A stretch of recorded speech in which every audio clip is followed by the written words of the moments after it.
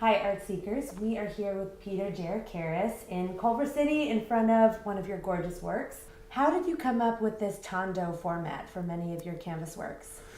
I've always been drawn to the circle, and I don't think actual human vision is bound by a square format.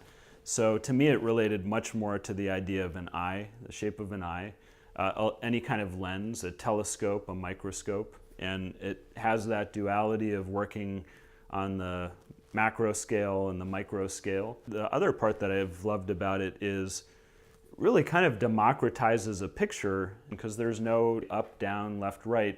So in thinking about how to view this painting on a ceiling, you realize it could be seen from any vantage point at any time.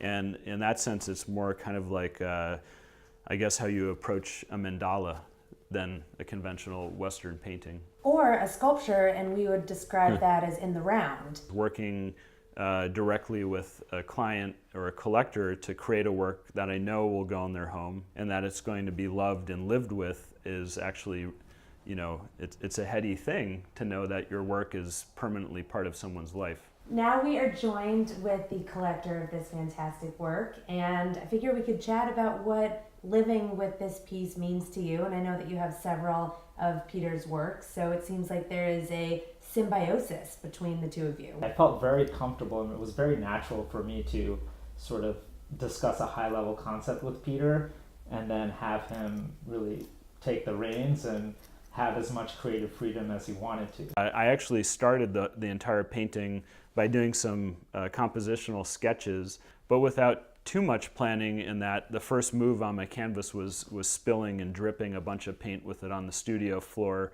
letting the paint intermingle in ways I couldn't have anticipated. And after that dried and went back up on the wall, it was a game of call and response for me. In this case, you know, I'm kind of excavating imagery out of the paint spills. There's a drip I find beautiful or poetic, and I don't want to cover it up, so I allow that to become part of the atmosphere. It's so cool. You guys have a little ecosystem. The best commission projects I've done typically result from this base layer of trust between the collector and the artist. That's very nurturing as an artist, and I think it's also nurturing as a collector, but that willingness to mutually take a leap of faith, that's necessary, that's critical to make the best artwork. And the ability to improvise at every stage of the creative process.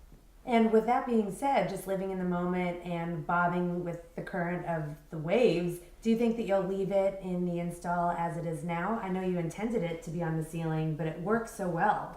I am looking forward one day to putting it on the ceiling, but I think I'm pretty excited at how it turned out and being on the wall here. I think from any place in this room, you're very much attracted to this piece, and it draws you in right away. It commands your attention in a positive way. It's an energetic funnel. Exactly. So what was the basic scaffolding that you gave him, and then he obviously filled in the rest of the structure, but what did you tell him that you wanted? So I think a little bit of context. I remember Pete telling me that he had spent a semester abroad in Rome during college, and that's really what was one of the sparks for him wanting to become a painter. And in Rome, I feel like you're staring up at the ceiling all the time. They're just these amazing domes. And we had talked about a couple of ideas, but the one that we both really resonated on was this idea of a ceiling painting. When I started this, the basic parameters were, okay, we know this basic scale, it's going to be like the human wingspan, like Da Vinci's Vitruvian Man. So it's got to relate to the body and be that size. It's going to be circular. It's going to have some kind of a jungle theme. That sort of formed the initial structure of like something circular, something on the ceiling, but also something big. And then the last bit of scaffolding was that I wanted some amount of fauna. And so you have monkeys and tiger tails and the gorgeous birds. I love the gorgeous birds. I think also some of Peter's best work that, in my opinion, is around his animals, the pollinators, the owls. Like, it's all tremendous. Color is such an integral part of my work, so a lot of people see the color and they think, oh, it looks wild and it's high-keyed and it like kind of artificial looking. But some of the wildest color combinations that literally look luminous and fluorescent occur in nature, actually much wilder than you could ever paint. Nature is the ultimate propagandist in that it's figured out ways to seduce other species to pollinate it, or to cultivate it for survival mechanisms long before we figured that out with our own kind of advertising. So that's another layer that I'm interested in inspiring people to think about with my work. And this seems like a very nourishing creative relationship where you are maybe encouraging the other to be more sophisticated or to push yourselves, but in ways that are appropriate rather than stymieing his growth. So yeah, Peter and I have a very comfortable relationship, improvising and trying new things and exploring new ideas. So it's very natural. And what is it like to live in a space surrounded by his work?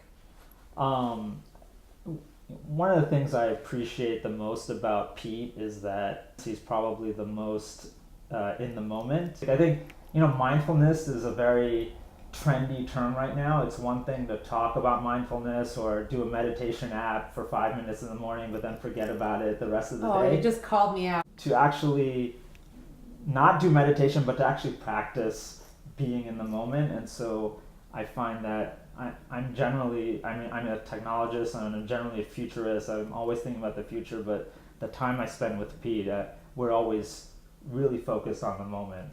Having such a large work in the home now allows me to get that constant reminder to just be observant and to just be in the moment. So that's what I'm looking forward to about living with this piece.